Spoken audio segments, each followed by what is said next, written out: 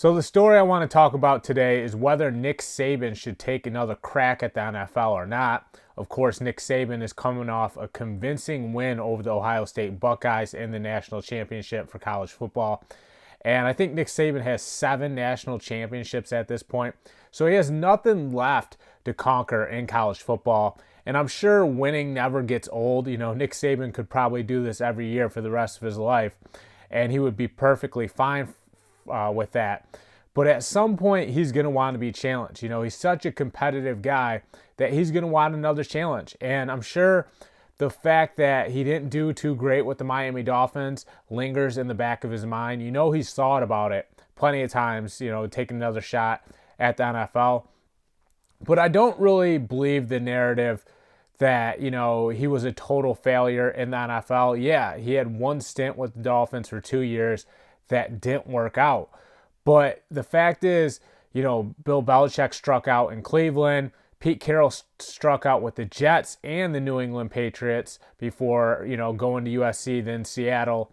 So there's no doubt that those failures in Miami made Nick Saban a better coach in Alabama. And he actually made a smart decision, because if he would have stuck around in Miami and got fired, his value as a coach would have took a big hit. Instead, he made a business decision to go to Alabama, went on to become the greatest college football coach of all time. And you could, you know, argue that he's right there with Bill Belichick. He's actually got more championships than Bill Belichick as a head coach. I know one's at the college level and one's at the professional level, but still, you know, those guys were on the same staff.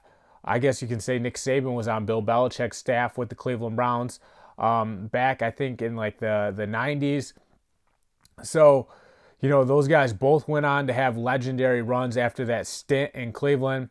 But, you know, now personally, I feel like it's time for Nick Saban to take another crack at the NFL. You know, I don't think he was running away from his problems. I think, like I said, he was making a business decision.